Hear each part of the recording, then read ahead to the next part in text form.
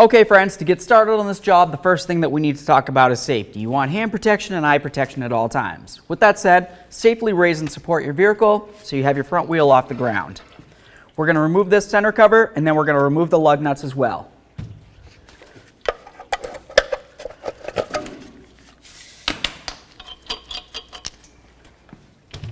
Get your wheel off of here.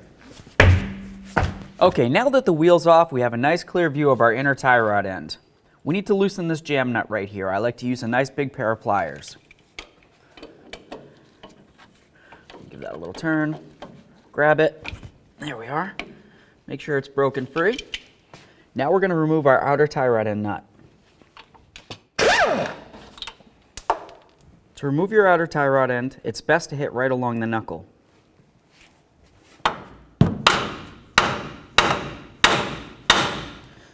If for some reason that isn't working and you don't have a threaded area along the top of your tie rod, you could carefully try to bonk along the top as well.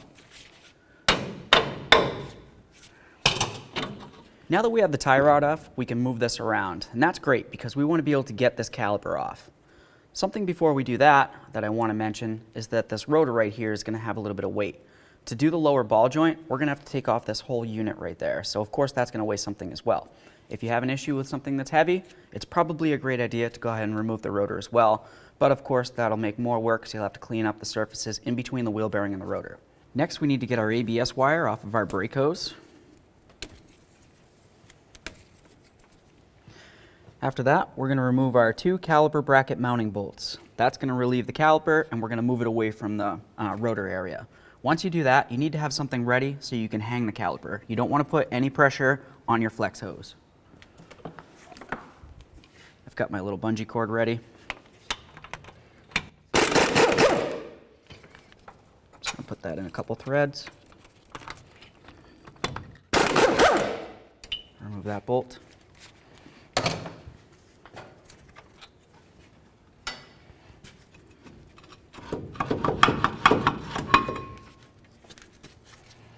Alright, now we'll just set this up. Next, we need to follow our ABS wire. If you were to give it a tug, you're going to see this area right here moving around. That's because that's where it's attached to on the back side of the plastic. I'm just going to use this little forky tool. You can use pretty much whatever you've got.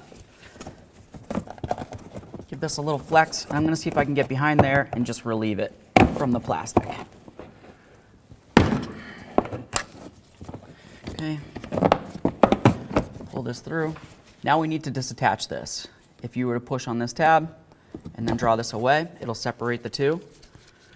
We're going to get this off of here as well.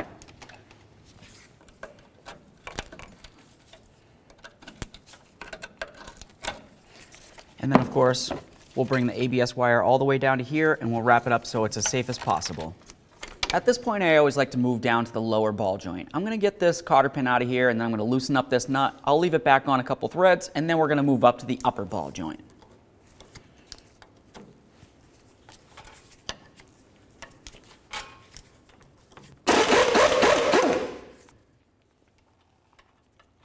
Let's get this nut off of here. Just leave that on a couple threads as well. Next, we're going to take our hammer and we're going to bonk right along here on our knuckle. You want to be careful not to damage your upper ball joint boot.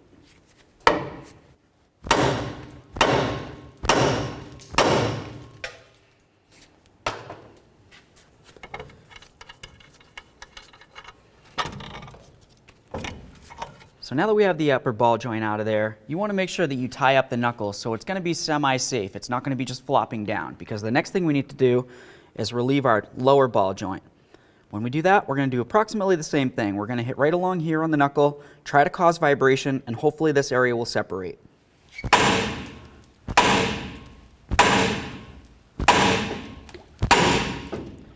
There you are. As you can tell, it's separated. Our safety nut did its job, and of course, the upper area that we tied up is also keeping us safe. So we've got that untied now. I'm going to relieve the nut. You need to lift up on the knuckle and keep in mind that it's going to be a little heavy. Let's get the knuckle right off of there. And we have a nice clear view of our lower ball joint at this point. We want to remove this grease fitting right here. Once we've done that, we're going to remove the snap ring and we'll move along.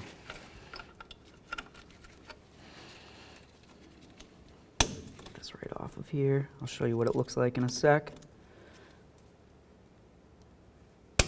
So this is what the snap ring looks like. You need to go ahead and get some of these little pliers. You get into those little circles. As you squeeze, it spreads it, and it'll come off of the lower ball joint. You could use your hammer, give it a whole bunch of bonks and drive it right out of here, but you might, of course, damage your lower control arm. Nobody wants that. I'm going to use the ball joint tool, and I'll show you how to press it out. So here's the tools we're going to need. The ball joint press itself.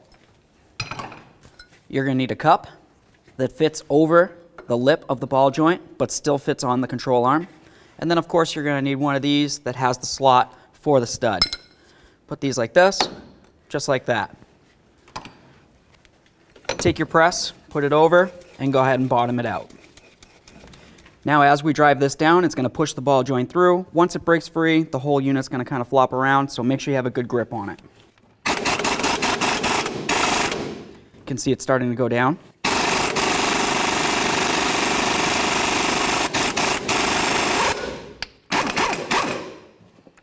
And there's our lower ball joint.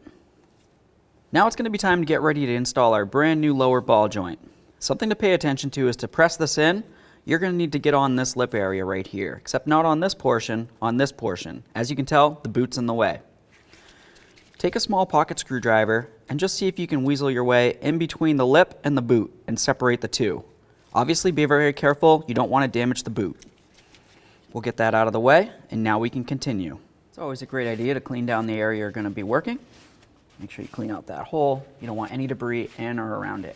To install our new lower ball joint, you're going to need something that looks like this. It has a little cupped area. The reason for that is because it needs to go over the hole on the lower control arm where the lower ball joint is going to come up and then through. If you put a flat plate here, obviously the lower ball joint isn't going to be able to come up far enough to be able to put your clip on there. So we'll say that's there. Take your lower ball joint, and then of course you need another cup. The lower cup needs to have a hole for the stud to go through, and it needs to be just thick enough or wide enough that it can fit along the lip of the lower ball joint, just like this. Go ahead and line this up. Now we're going to get our ball joint press, put it together, and then of course as we start tightening it, it's going to pull this up and into the lower control arm. So now we need to make sure we line this upper cup up, because if it's off by a little bit, it's a possibility we could damage our lower ball joint. Now we're going to tighten this. What you want to pay attention to as you tighten it is to make sure the ball joint is going straight up. If it seems like it's going like this, obviously you're going to have an issue.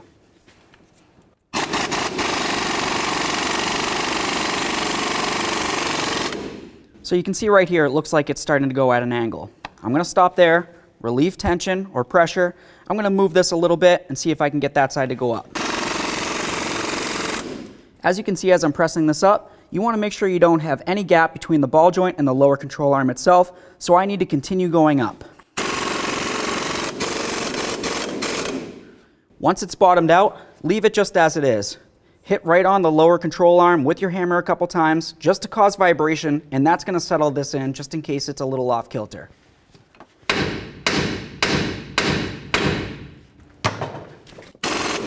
That's great. Let's get this out of here. Now let's get this clip on here.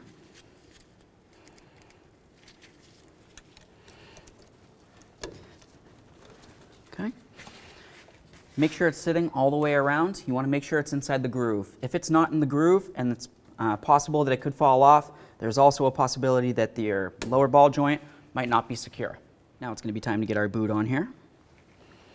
Just line it up on one side and then take some pliers and just help it up all the way around. You want to make sure it's completely secured so it can keep the moisture out.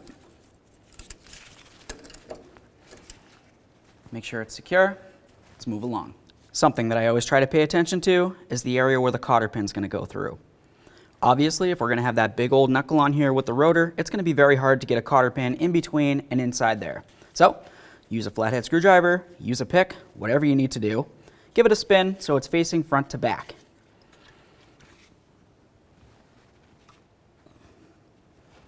Perfect. Now it's going to be time to get our knuckle on here. Make sure you have your lower ball joint nut in your hand because it's going to make your life much easier. Slide it up on.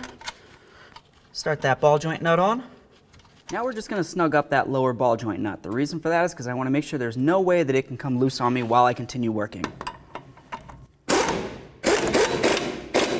Stop right there. We'll move along. Next, we're going to need to get our upper ball joint into the knuckle. That's going to be easiest if you have a nice pry bar like this. What we're going to want to do is go above the control arm right here and then find an area in the frame that'll make it so we can go into and be able to pull this down. Leave the bar right where it is. Line this up. Go ahead and pull this down now and start your upper ball joint nut.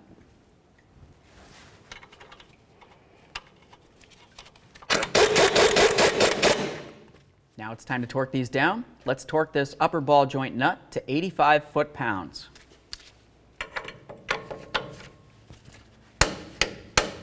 Now let's torque this lower ball joint nut to 111 foot-pounds.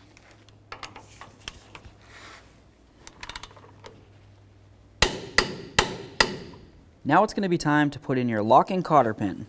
If for some reason you notice that the slots on your nut don't line up with the hole on the ball joint, you need to continue tightening that nut until you get to the next slot. You do not want to loosen it. Just check it. Oh, that one actually lines up perfect. Go ahead and peen it over. I'm going to grab some pliers or cutters. Make sure it's 100% peened over and there's no way that that locking clip or cotter pin can come out. Next, it's going to be time to get our caliper back on there. You want to inspect your bolts. Make sure they're in good condition. If for some reason the threaded area looks like it's rotted or it has any type of never-sees or anything inside of it, you need to make sure you clean them up and get off any never-sees. Of course, the area on the bracket where the caliper bolts are going to go to, make sure those are clean as well. Once you have your bolts cleaned up, let's go ahead and get this caliper ready for install. I'm going to slide the pads over the rotor and then line up the holes for the bolts to hold the caliper to the knuckle. It's a great idea to use a little bit of thread locker if you have access to some, but we'll call it your prerogative. Bottom these out and then we'll torque them down. Torque these to 148 foot-pounds.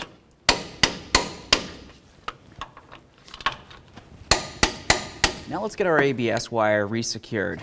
Go ahead and reattach it back to the flex hose, going up to where it's going to be secured up here.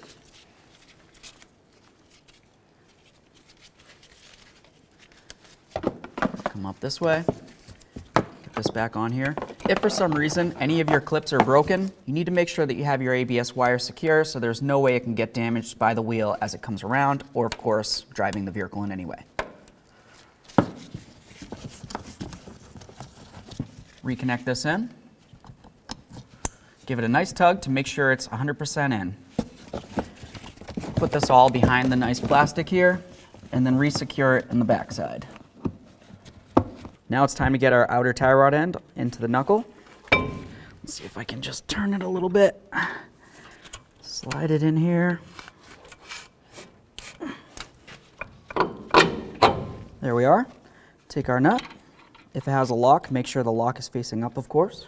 Now we're going to snug it down, and then we're going to torque it to 111 foot-pounds. Now it's time to get our wheel back up on here. We'll start on all of our lug nuts, bottom them out, and then we're going to torque them to 150 foot-pounds. Next, you need to get your vehicle so the tire is just barely on the ground so it can't spin. We're going to torque the lug nuts, like I said, to 150 foot-pounds in a star pattern.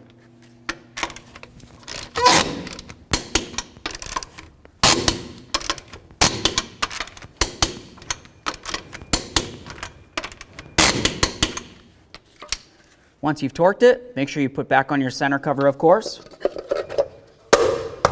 Okay, friends, anytime you do any type of front end work on your vehicle, it's always super important to make sure you get your vehicle down to a reputable alignment shop. They're going to take care of you and make sure you're going straight on down the road. Be safe out there.